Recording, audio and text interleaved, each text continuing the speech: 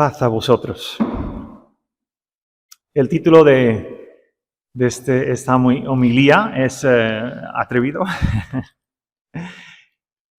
¿Es Dios anti-gay? No es el tema quizás más fácil de abordar, pero considero que nuestra serie sobre temas candentes, nuestra serie sobre objeciones comunes a la fe cristiana, este es uno de los temas que se había de abordar. Y con la gracia de Dios lo haremos bien y espero que sea de utilidad y espero que se ajuste a lo que enseña la palabra de Dios y a la vez sea sensible, ¿verdad?, a una cuestión como esta. El activista gay David Bennett resumió esta objeción que abordaremos en esta mañana de la siguiente manera. ¿Por qué un supuesto Dios de amor nos crearía con estos deseos y luego nos castigará por ellos? Creo que está muy bien expresada la objeción. ¿Por qué un Dios que supuestamente es un Dios de amor nos crearía con estos impulsos, estos deseos, para después castigarnos por ellos? Quisiera abordar esta cuestión candente, relevante, haciendo y respondiendo a tres preguntas diferentes. La primera de estas tres preguntas que he escogido responder es la siguiente. ¿La Iglesia debe una disculpa al colectivo gay? ¿La Iglesia cristiana debe una disculpa a la comunidad gay?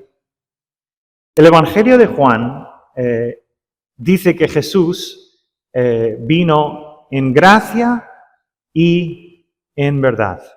Y este equilibrio que vemos en la vida de Jesús, en el ministerio de Jesús, es exactamente el equilibrio que nos compete seguir como iglesia.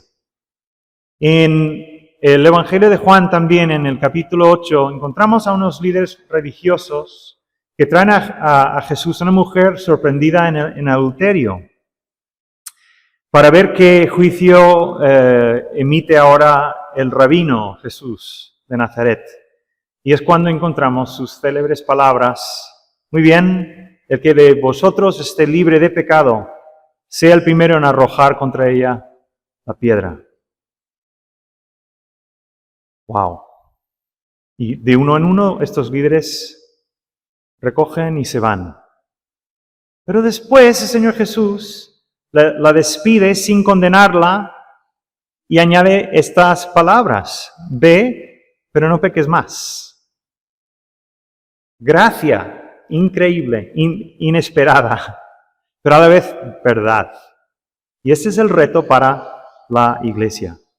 Décadas atrás, y todavía se da el caso, hay iglesias, comunidades cristianas que, convencidas por sus convicciones y porque tienen celo por la verdad, han condenado al colectivo homosexual y a veces con muchísimo odio, Yo lo he visto en persona, yo lo he presenciado. Y me viene a la mente un relato también de los evangelios donde vemos dos de los discípulos hiperindignados. En Lucas capítulo 8, el Señor Jesús quiere atravesar Samaria y los samaritanos, poco hospitalarios, le niegan el paso. Se indignan Jacobo y Juan. Y dicen lo siguiente en su indignación: Maestro, ¿quieres que mandemos que descienda fuego del cielo como hizo Elías y los consuma?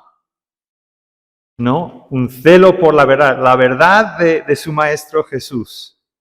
Y Jesús se le puede percibir la frustración, dice: no sabéis de qué espíritu sois, porque el Hijo del Hombre no ha venido para perder las almas de los hombres, sino para salvarlas. Y la Iglesia de Cristo se ha olvidado muchas veces de la gracia, se ha olvidado de cuál es su misión. Y por amor a la verdad, ha sacrificado la gracia.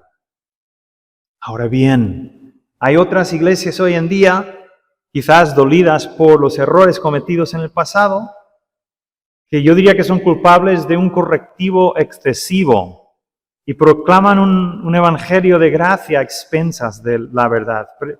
Predican un mensaje de amor inclusivo,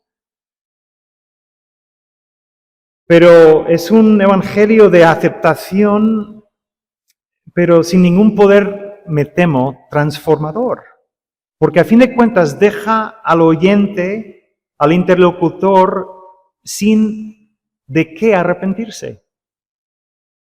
Cuando sabemos que las primeras palabras que salen de la boca de Jesús en los evangelios son: el reino de los cielos se ha acercado a vosotros, arrepentíos y creed en el evangelio. Entonces, el evangelio que deja al ser humano sin necesidad de corregirse, sin necesidad de ningún tipo de arrepentimiento en el ámbito sexual o otro, no puede ser el mismo evangelio que predicó el Señor Jesucristo. Sí, la Iglesia debe una disculpa al colectivo gay y tanto, y yo en lo personal, por consentir que se gastaran chistes de mal humor sin protestar. Sí, debe una disculpa por predicar la verdad a expensas de la gracia en muchas ocasiones y lamentablemente. Pero también debe una disculpa a veces porque predica la gracia callando la verdad.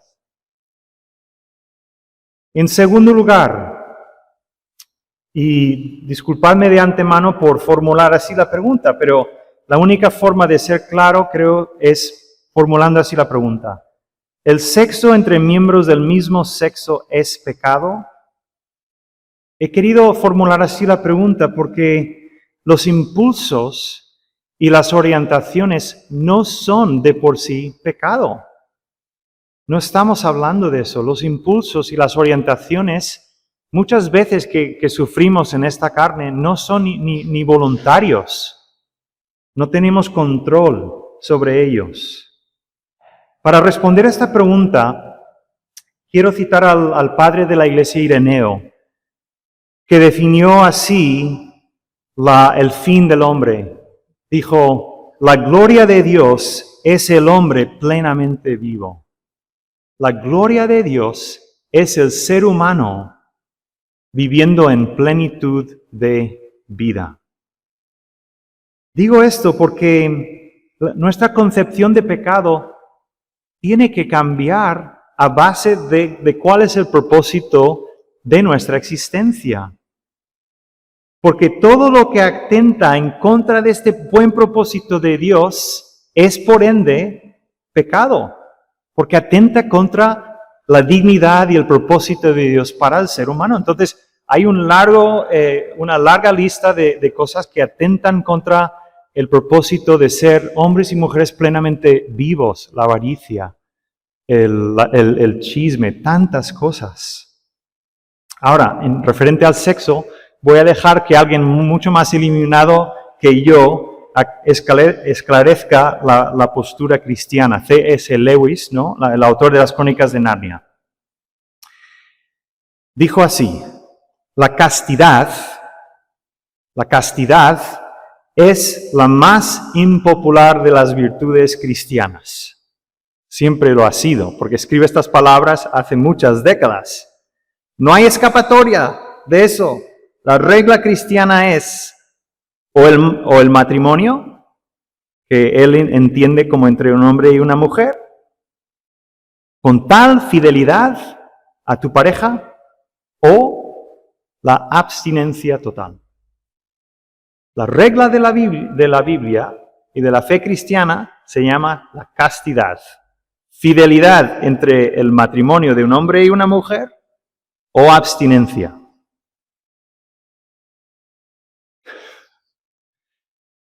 ¿Por qué este listón tan elevado? Tan difícil de alcanzar. ¿Por qué? Preguntarás. ¿Alguien que se está preguntando eso? ¿A qué se debe? Bueno, a que secular o religioso tenemos que hacernos la pregunta si el sexo tiene un componente moral o si no lo tiene. Escuchad estas palabras de un filósofo moderno que escribió sobre el tema. La moralidad del sexo no es diferente a la moralidad de conducir un automóvil, ya que en ambos casos todo lo que importa es estar seguros. La moralidad de coger un coche y la moralidad del sexo es lo mismo. Lo único que importa es hacerlo de manera segura. Y añade este filósofo que de hecho conducir un coche implica cuestiones más complejas que el sexo. Sin embargo, hay que preguntarse si alguien realmente cree eso en el fondo en lo profundo de su ser. Porque todos entendemos, por ejemplo, que cuando nos damos la mano, estamos saludando, ¿verdad?, a una persona. Estamos en todo caso pactando un acuerdo. Y cuando nos damos un abrazo, es un paso más elevado, estamos transmitiendo cariño, te echaba de menos. Pero cuando nos damos en intimidad sexual, todos entendemos que estamos haciendo algo más solemne, algo más sagrado. Según la Biblia, la intimidad sexual comunica, me estoy entregando a ti por completo y solo a ti. Es por ello que la sociedad hoy en día puede pensar lo que quiera, puede pensar que el sexo es una actividad recreativa. Pero donde nos damos cuenta que nadie lo cree es que cuando un ser querido o incluso una persona mediática que estimamos, que admiramos, sufre una infidelidad y nos sube el espíritu de indignación. ¿Por qué? ¿Por qué? ¿Por qué esta reacción? No voy a poner ejemplos que salen en la prensa, ¿no? Pero ¿por qué se nos sube este espíritu de indignación? Porque todos reconocemos que el acto sexual es sagrado. Es significativo, muchísimo más que miles de cosas que tienen componentes éticas. Por último, ¿y por qué entre un hombre y una mujer? Aquí estamos pisando terreno de misterio. Quiero que escuches estas palabras de San Pablo, que escuchamos, que él recoge de la primera lectura que hicimos de Génesis. Dice San Pablo en el capítulo 5 de Efesios, por esto dejará el hombre a su padre y a su madre y se unirá a su mujer y los dos serán una sola carne. Que hasta ahora es una mera repetición de las palabras de Génesis. Pero fijaos lo que añade San Pablo desde la perspectiva del Nuevo Testamento y la obra de Jesús. Dice, grande es este misterio, sacramentum en latín, grande es este misterio, mas yo me refiero a Cristo y la Iglesia. Hombre y mujer se unen y forman una sola carne. Y Pablo dice, pero el misterio es Cristo y su Iglesia. ¿Por qué? Porque de alguna manera, para recapitular toda la historia del ser humano, toda la historia del cosmos, de hecho, Dios se sirve de la analogía del matrimonio. Génesis, ¿con qué empieza? Con una boda. ¿Y Apocalipsis con qué concluye? Con una boda, la boda de Cristo y su Iglesia. Por eso el matrimonio es una creación envuelta de gran misterio. Entonces, cuando estamos, por ejemplo, en un templo como este, o una iglesia, o un edificio que no sea iglesia, preparada para celebrar una boda, ¿no? Y llega ese momento mágico que a mí no sé si a ti te pasa, que se me ponen los pelos de punta, la entrada nupcial. En ese momento, en cierto sentido, lo de menos es el vestido que haya escogido la novia. Lo de menos, en cierto sentido, es quién le haya maquillado para ese día. Lo que es más y lo que convierte ese momento en misterio glorioso es que en ese momento el pasado ya no existe, no importa. En ese momento hay una sola verdad que le reviste belleza. Ella es amada. Ella es escogida. Cuando se unen un hombre y una mujer y el sexo refuerza y sella este profundo misterio, lo que está representando y dramatizando ante los ojos de cualquier ser humano, en realidad es la clase del amor para el cual todos fuimos creados, hacia el cual todos somos orientados, el cual todos en el fondo necesitamos y estamos buscando, y Dios nos ofrece libremente en su Hijo Jesús, para todo aquel que lo desea. El amor que todos estamos buscando, en lugar que sea, es el amor que dramatiza esta institución que llamamos el santo matrimonio. Apela al ser humano a buscar un amor más profundo, el amor de Jesús. Por último, ¿cómo podemos ayudar a nuestros amigos o familiares parroquianos, homosexuales o con una orientación hacia el mismo sexo? El mensaje que Jesús nos confió a la Iglesia es de verdad un mensaje de esperanza, que responde a nuestra ansia por encontrar un autoconcepto, una identidad. El cristianismo no condena a las personas por sus deseos que muchas veces ni tú ni yo podemos controlar. La fe cristiana, fijaos en esto, la fe cristiana simplemente dice que tú no eres tus deseos. Lo más fundamental de ti no es, ni son tus deseos ni tu orientación. Lo más fundamental de ti es tu identidad, más que homosexuales y heterosexuales.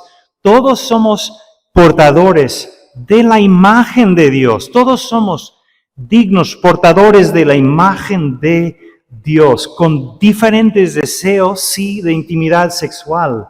Y Dios ofrece a todos, cualquiera que sea nuestra orientación, su gracia divina para hacer de nosotros personas nuevas. Cualquiera que sea nuestra orientación, porque si somos sinceros, todos sufrimos algún tipo de avería, cualquiera que sea, en este ámbito y en muchos, cualquiera que sea nuestra orientación, Dios nos ofrece hacernos nuevos en Cristo Jesús. Por lo tanto, como cristianos, no debemos tener temor a interactuar y dialogar con la sociedad en la que vivimos. No debemos tener temor porque nosotros, más que cualquier otro ser humano, tenemos un mensaje de esperanza. Mira, tanto es así,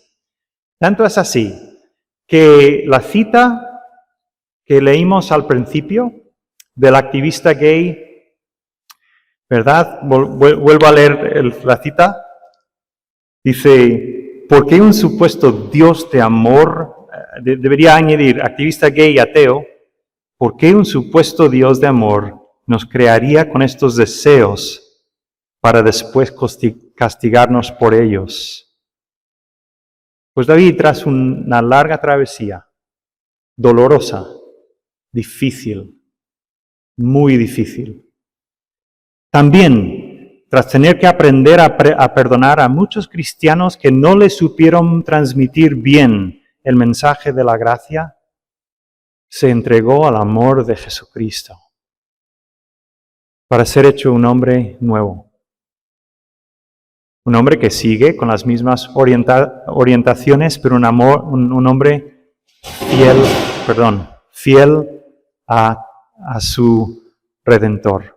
Y ahora actualmente está en una facultad de teología estudiando para ser doctor en la Biblia. Entonces, esta es la sublime gracia de nuestro Dios. Este es su poder.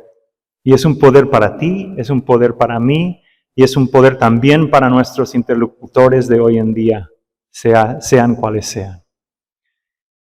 Por último, animaros, iglesia, que Dios nos ayude con la presencia y el poder de su Espíritu Santo a amar a nuestro prójimo y amar a nuestro prójimo del colectivo LGBTI.